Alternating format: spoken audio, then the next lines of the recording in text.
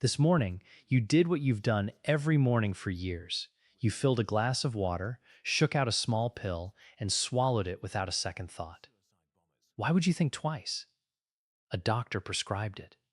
A pharmacy filled it. It's been keeping your blood pressure down for a good 10 years. That trust is exactly the problem, because it's the reason the side effect slips right past you. These 3 blood pressure pills are filled hundreds of millions of times a year in this country. And every one of them can quietly cause something you've probably already blamed on your age. The swollen ankles, the nagging cough, the dizziness when you stand up. One of these 3 is almost certainly sitting in your medicine cabinet right now. Before you assume that's just age talking, let me tell you what almost no one explains about these 3 pills. Now, let me be clear about something right from the start, because I don't want you walking away with the wrong idea. I'm a doctor, and I have real respect for these 3 medications. They save lives. Every single day, they quietly prevent strokes. They stop heart attacks before they ever happen. If you're on one of them, there is a very good chance it's protecting you in ways you'll never see and never feel. So this is not one of those videos telling you your pills are poison. They're not. But here's what I've watched happen over and over for years. A patient comes in worn down by something, a cough that won't quit, ankles so swollen their shoes don't fit, a lightheaded spell every time they get up from a chair.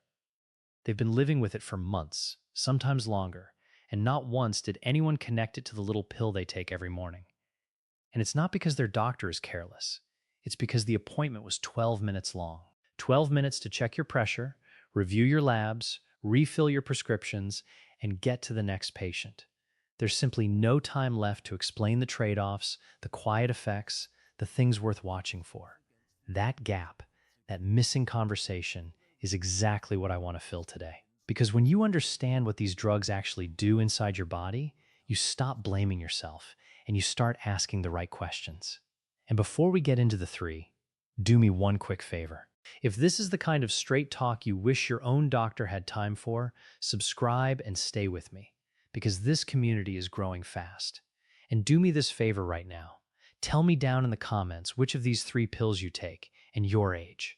I read them, and it helps me know exactly who I'm talking to. Now, stay with me all the way to number 1, because it's the most prescribed of all 3, and its side effect is the one people mistake for something else entirely, for months. But to understand why any of this happens, you need 60 seconds on what your blood pressure is actually doing to you. Here's the thing about high blood pressure.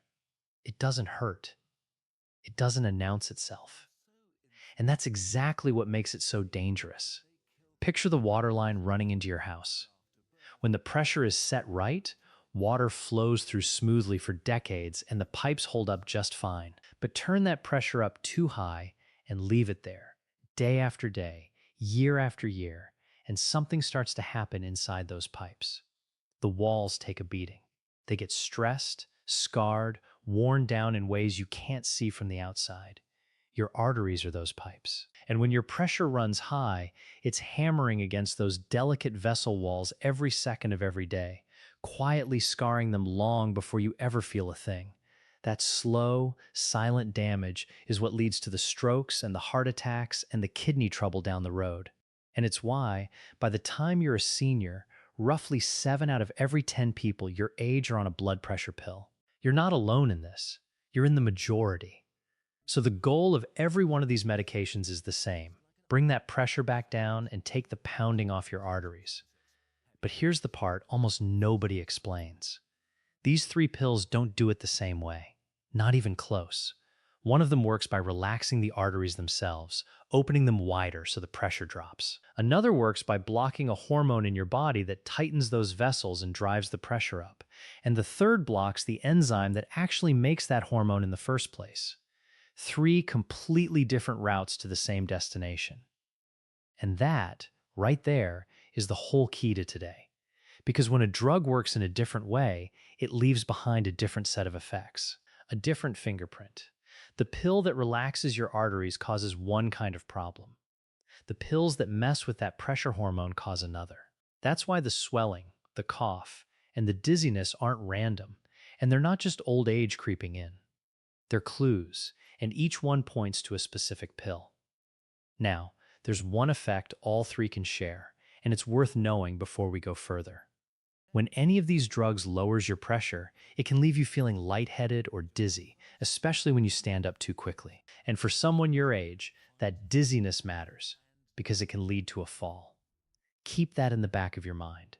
So let's start with number 3, the one whose side effect you can actually see. Number 3 is a drug called amlodipine. You might know it as Norvasc. It's a calcium channel blocker, and it's one of the most common blood pressure pills in America. It's also the one with a side effect you can see with your own eyes, which is why we're starting here. Let me tell you about Ruth. Ruth was 71, lived outside Columbus, Ohio, and she came into my office genuinely frightened. Over a few months, her ankles had swollen up so much that her shoes didn't fit anymore. By the evening, the tops of her feet were puffy and tight, and she'd press a finger into her ankle and watch the dent stay there. She was convinced her heart was failing. She'd barely slept in a week, lying awake certain something inside her was giving out. And I understood the fear completely. Swollen ankles sound like a heart problem. But here's what was actually happening, and I want you to picture it clearly. Amlodipine lowers your pressure by relaxing your arteries, opening them up nice and wide so blood flows in more easily.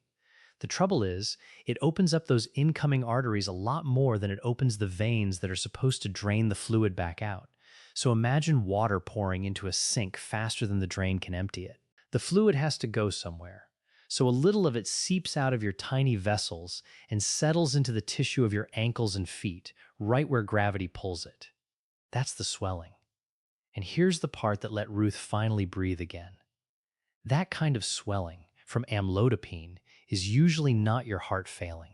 It's not your kidneys shutting down. It's a fluid shift, a plumbing quirk of how the drug works, and it's incredibly common.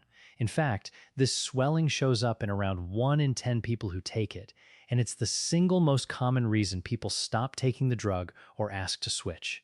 You are far from the only one. Now, there's a mistake I see all the time here, so let me save you the trouble. People assume that if they're holding fluid, a water pill will flush it out. It won't. Not with this. Because remember, your body isn't actually retaining extra water, the way it would with a heart problem. The fluid is simply leaking out of your vessels in the wrong spot. A diuretic drains water your kidneys are hanging onto, but this fluid isn't being hoarded, it's misplaced. So the water pill does very little, and now you're up half the night in the bathroom for nothing. Here's what actually helps, and I need you to hear the most important word first. Do not stop this medication on your own. Amlodipine is protecting you, and quitting it cold turkey can send your pressure right back up where it's dangerous. Instead, this is a conversation for your doctor.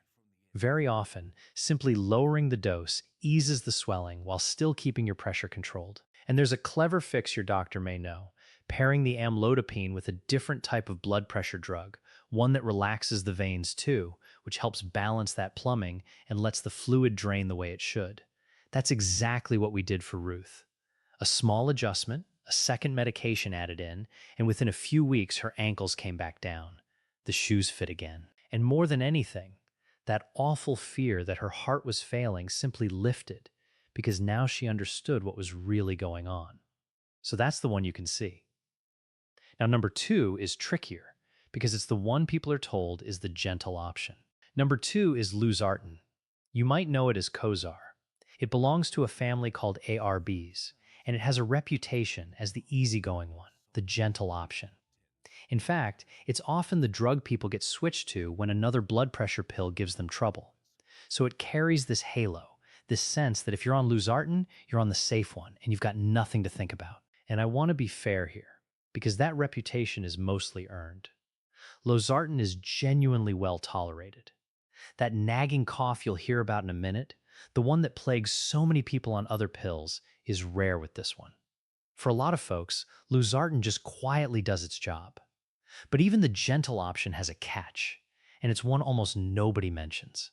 Let me tell you about Frank. Frank was 68, down in Mesa, Arizona, retired, active, walked his dog every morning. He'd been switched to Losartan and felt fine until 2 things started happening. First, he noticed he'd get lightheaded standing up. He'd rise from his chair after the evening news and the room would swim for a second and he'd have to grab the counter. Then came a phone call from his doctor's office about his latest blood work. His potassium was running high. And that word from a nurse on the phone is enough to rattle anyone. So let's take the fear out of it by understanding it. That dizziness when Frank stood up? That's the effect all three of these drugs can share, the one I mentioned earlier. When the medication lowers your pressure, sometimes standing up quickly means your body's a beat slow, getting blood up to your head, and you feel it. It's worth respecting, because a wobble like that can lead to a fall. But it's manageable once you know to rise slowly and give yourself a moment. Now, the potassium. Here's the honest explanation. Losartan works on that pressure hormone system in your body, and one of the side effects of blocking it is that your kidneys can hold on to a little more potassium than usual. For most people with healthy kidneys, this is nothing. But if your kidneys are already working at reduced strength, which is common as we get older, that potassium can drift up higher than it should. And potassium matters because it helps run the electrical rhythm of your heart. This is exactly why your doctor orders those routine blood tests. And I want you to reframe how you think about them. That blood draw isn't a hassle, and it isn't a sign something's wrong. It's the safety net. It's the very thing that catches a number, like Frank's early, long before it could ever cause a problem, while it's still a simple fix. For Frank, the answer wasn't dramatic. His doctor adjusted things, kept an eye on his levels, and coached him to stand up slower. His potassium settled back into a healthy range, the dizziness eased, and he stayed protected. Nothing about that story is a reason to fear Losartan. If anything, it's a reason to trust the monitoring around it. So don't skip those blood tests, and don't brush off that lightheaded feeling as just your age. Mention it, because your doctor can only adjust what they know about. The whole point is that these effects are catchable, and they're manageable when you understand what you're looking at. Which brings us to number 1.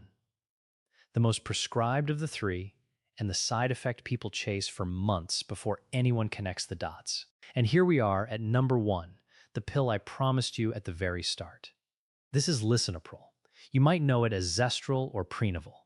It's an ACE inhibitor, and it is the single most prescribed of all three drugs we're talking about today, filled tens of millions of times a year.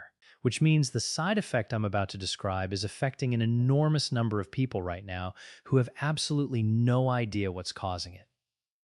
Let me tell you about Eleanor.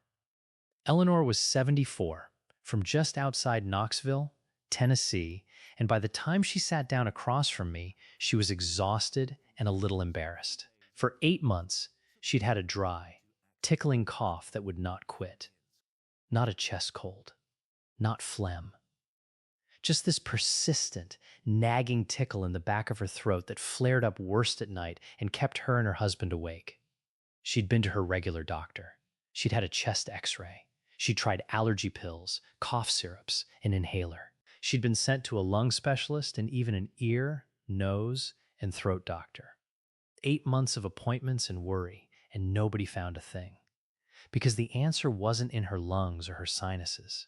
It was in her medicine cabinet, in a pill she'd started taking about 9 months earlier.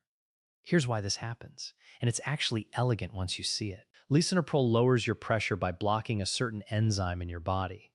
But that same enzyme has a second job. It clears out a natural substance that can build up in your airways.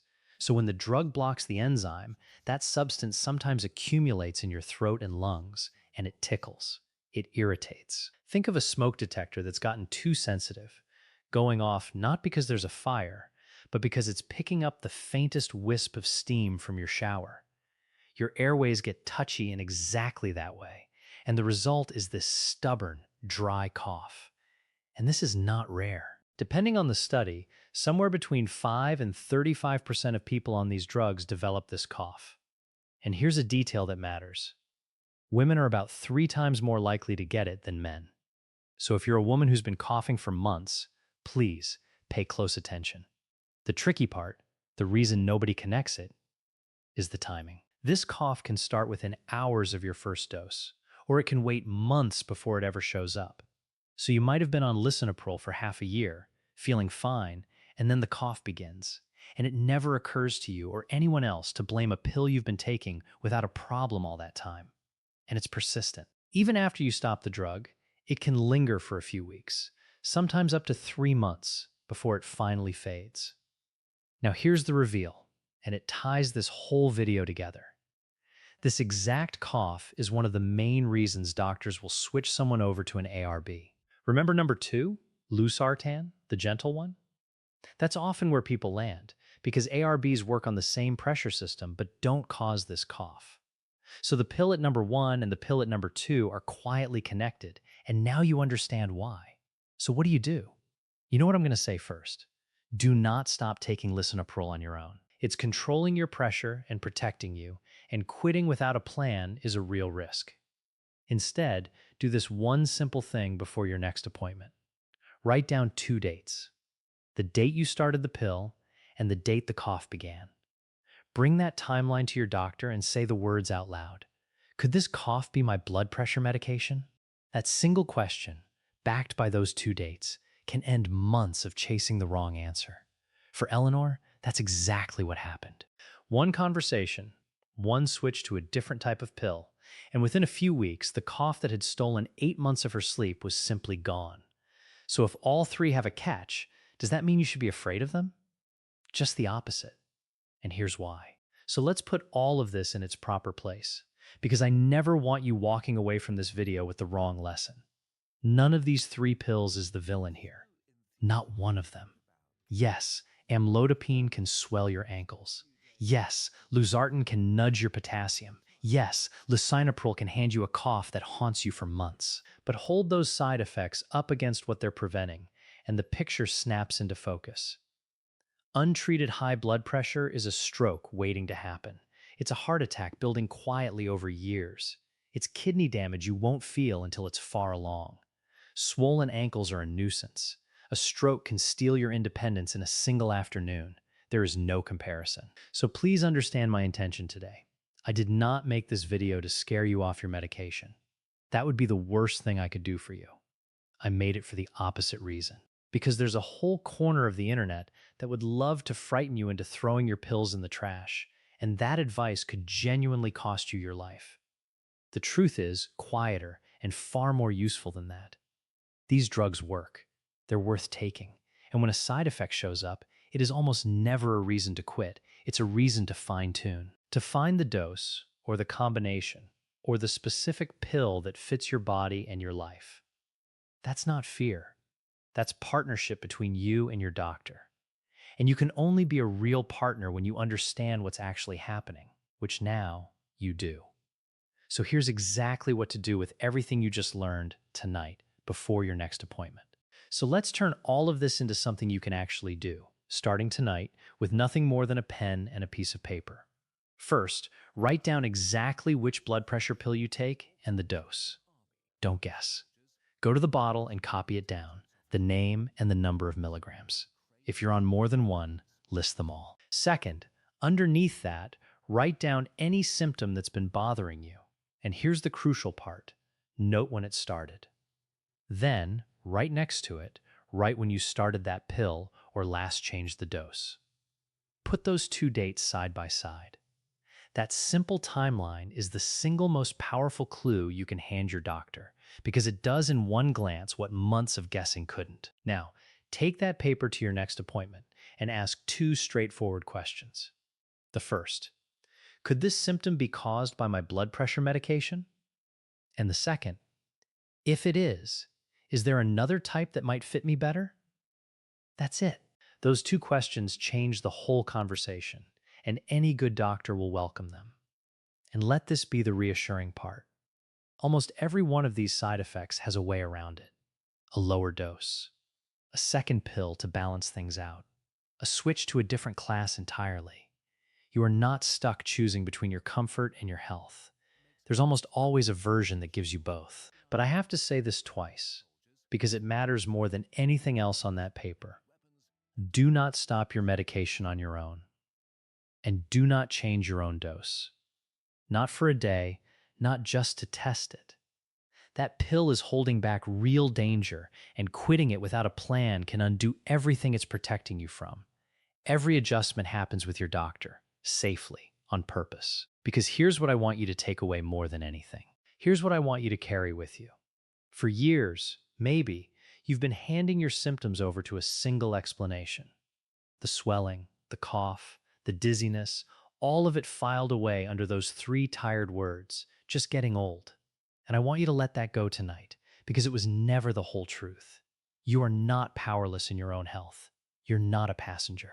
You are a sharp, informed patient who now understands something most people twice your doctor's waiting room never will. You know how these pills work. You know the fingerprints they leave. You know the questions to ask and the timeline to bring. That knowledge doesn't just sit in your head, it walks into the room with you. It changes every appointment you'll ever have from here on out, because now you can look your doctor in the eye and be a real partner in the decisions about your body. That's not aging, that's wisdom, and it's yours. You've earned the right to understand what you're taking and why. And there's one more number on your medication list worth understanding before you go. Before you go, let me ask you for something small, because it genuinely matters.